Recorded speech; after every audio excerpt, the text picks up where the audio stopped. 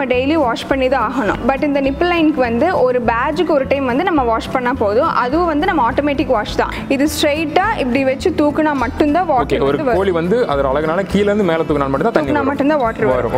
இதே 360 டிகிரி இப்படி டச் பண்ணாலே வந்து நமக்கு வாட்டர் கோழி எந்த பக்கம் டச் பண்ணாலும் வரும். இதுல கீழ விழுகிற தண்ணி வந்து கப்லயே நின்னுக்கும். சோ வந்து சிக்ஸ் நிப்பிள்ல குடிக்கிறனால குடிச்சுக்கோ இல்ல ட்ரிப் கப்ஸ்ல குடிக்கிறனால அந்த ரிமைனிங். வணக்கம் மேடம். வணக்கம் சார். மேம் ரொம்ப நன்றி. போன பதிவுல உங்களுடைய ட்ரிங்கர் மேனுவல் ட்ரிங்கரை பத்தி முழுமையான ஒரு விளக்கம் கொடுத்தீங்க. ரொம்ப இன்ஃபர்மேட்டிவா இருந்தது. நிறைய பேருக்கு பிடிச்சிருந்தது. நிறைய பேர் உங்க பொருளை வாங்கி யூஸ் பண்ணியிருந்தாங்க. ரொம்ப நன்றி. அப்பவே சொல்லியிருந்தோம் இப்போ இந்த 90 டிகிரி நிப்பிள் 360 நிப்பிள் பத்தி இந்த பிவிசி நிப்பிள் சிஸ்டத்தை பத்தி முழுமையா பார்ப்போம்னு சொல்லியிருந்தோம். ஸோ உங்க ஃப்ரண்ட்ல வச்சிருக்கீங்க. நீங்க இதெல்லாம் நீங்களே மேனுஃபேக்சர் பண்றீங்க. ஸோ இப்போ மேனுஃபேக்சர் ப்ராசஸையும் பார்க்கலாம். அதுக்கு முன்னாடி ஒரு ஜென்ரலாக ஒரு பண்ணையாளர் பார்க்கும்போது அவங்களுக்கு புரியணும் இல்லைங்களா?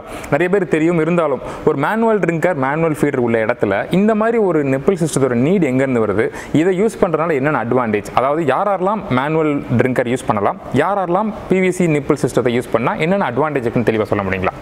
ஆக்சுவலாக பார்த்தீங்கன்னா இது நிப்பிள் சிஸ்டம் வந்து எல்லா ஃபார்மர்ஸுமே யூஸ் பண்ணலாம்.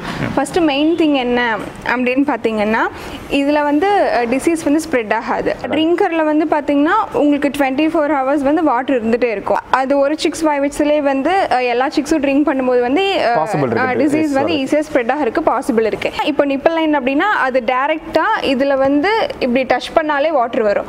ஸோ வந்து அந்த டிசீஸ் வந்து தண்ணி கூட ஸ்ப்ரெட் ஆகிறதுக்கு சான்ஸே இல்லை. செகண்ட் பார்த்தீங்கன்னா லேபர் வைஸ் நம்ம பார்க்கலாம். லேபர் வைஸ்ல எந்த விதத்தில் டிபெண்டன்சி குறையுன்றீங்க? இப்போ பார்த்தீங்கன்னா இந்த ட்ரிங்கர் வந்து நம்ம டெய்லி வாஷ் பண்ணி தான் ஆகணும். பட் இந்த நிப்பிள் லைனுக்கு வந்து ஒரு பேட்சுக்கு ஒரு டைம் வந்து நம்ம வாஷ் பண்ணால் போதும். அதுவும் வந்து நம்ம ஆட்டோமேட்டிக் வாஷ் தான். இப்போ நம்ம மேனுவலாக வந்து வாஷ் பண்ணுற மாதிரி இது நிப்பிள் லைனில் எதுவுமே கிடையாது.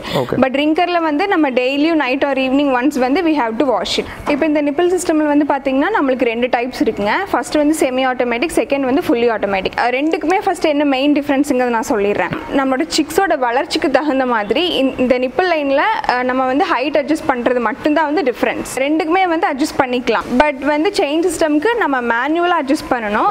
இது விங் சிஸ்டம்க்கு வந்து நம்ம ஆட்டோமேட்டிக்காக அட்ஜஸ்ட் பண்ணால் போதும். அது வந்து எப்படிங்கிறத நான் சொல்கிறேன். கம்மி ஸ்கொயர் ஃபீட்டாக இருந்தால் நம்ம வந்து செயின் சிஸ்டம்க்கே போயிடலாம். அது வந்து நம்மளுக்கு காஸ்ட் வைஸு ரீசனபிளான காஸ்ட்டில் இருக்கும். இதுவே ரொம்ப பெரிய ஸ்கொயர் ஃபீட் இருக்குது, லேபர் வந்து ரொம்ப கம்மியாக இருக்காங்க, ஸோ வந்து செயின் சிஸ்டம் வந்து மேனுவலாக நான் போய் வந்து ஹைட் அட்ஜஸ்ட் பண்ண முடியாது அப்படின்னா நம்ம வந்து வின் சிஸ்டம்க்கு போய்க்கலாம். இப்போ இந்த செயின் அண்ட் வின் சிஸ்டம் வந்து எப்படி அட்ஜஸ்ட் பண்ணுங்கிறது நான் உங்களுக்கு டேரெக்டாக ஃபார்மில் காமிக்கிறேன்.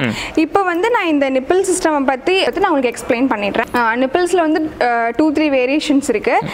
இது வந்து பார்த்தீங்கன்னா 90 டிகிரிங்கிறது பார்த்தீங்கன்னா நம்ம மெயினாக முட்டைக்கோழிக்கு போடுவோம். விச் மீன் வந்து கேஜ் சிஸ்டமில் வந்து நம்ம யூஸ் பண்ணுவோம்.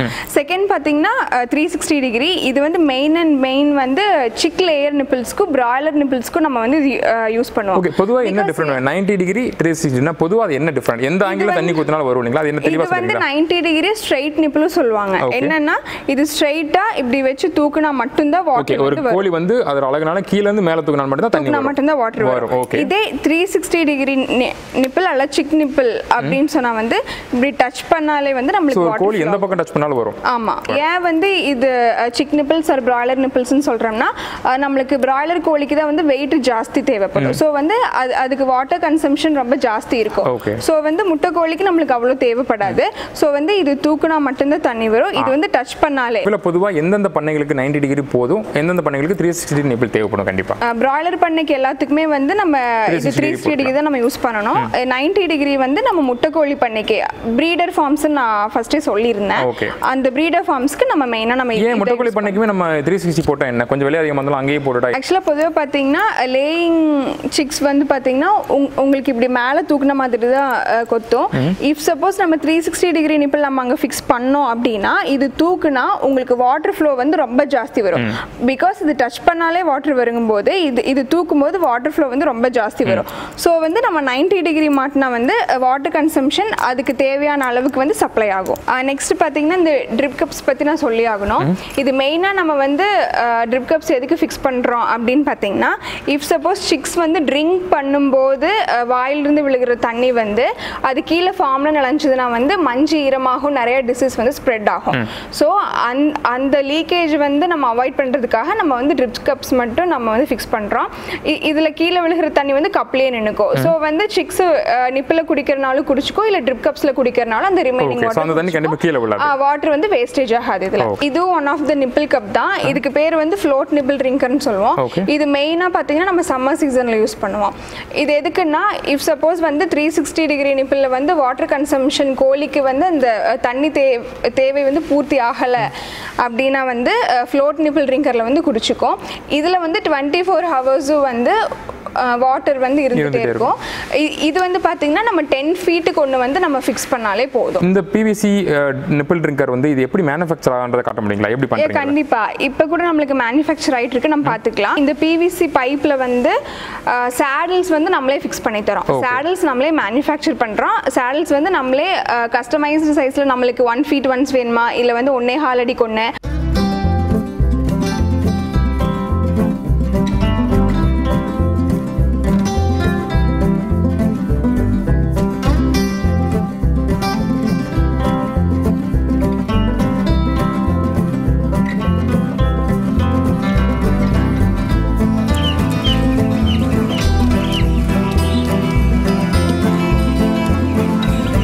இப்போ வந்து இது யூஸ் பண்ற ஒரு பண்ணையாளரை காட்ட முடியுங்களா? இது யூஸ் பண்றதுனால அவருக்கு எவ்வளவு வேலை எளிதாகுது, இது எவ்வளவு யூஸ்ஃபுல்லா இருக்குன்றதை அவர் கேட்டு தெரிஞ்சுக்க முடியுமா? அவர் பண்ணையை காட்ட முடியுங்களா? கண்டிப்பா பார்க்கலாங்க. ஃபேக்டரியில் சொல்லியிருந்தீங்க இந்த மாதிரி ஒரு வின் சிஸ்டம் செயின் சிஸ்டம் ரெண்டுக்குமான டிஃபரன்ஸ் வந்து ஒரு ஃபார்ம்லேயே காட்டுறேன்னு சொல்லிருந்தீங்க. இப்போ ஃபார்முக்கு வந்திருக்கிறோம், இப்போ இங்கே ஃபார்ம்ல யூஸ் பண்ணிருக்காங்க. ஸோ இந்த மாதிரி ஒரு பிராய்லர் ஃபார்ம்ல இந்த வின் சிஸ்டத்தோட நீட் என்ன, எப்போ யூஸ் பண்ணுவாங்க, அதை பத்தி சொல்ல முடியுங்களா? ஆக்சுவலாக பார்த்தீங்கன்னா சிக்ஸோட வளர்ச்சிக்கு தகுந்த மாதிரி நம்ம அந்த நிப்பிள் லைனை வந்து ஹைட் அட்ஜஸ்ட் பண்ணணும். அதில் வந்து நான் உங்களுக்கு 2 டைப் சொல்லியிருந்தேன். செயின் வந்து செமி ஆட்டோமேட்டிக், செகண்ட் வந்து விஞ்ச் அப்படின்னு. இப்போ உங்களுக்கு விஞ்ச் வந்து ஃபுல்லி ஆட்டோமேட்டிக் டைப்பு. இதை நான் இப்போ சுற்றி காமிக்கிறேன். அந்த நிப்பிள் லைன் எப்படி வந்து ஹைட் ஆகுதுன்னு மட்டும் பாருங்க.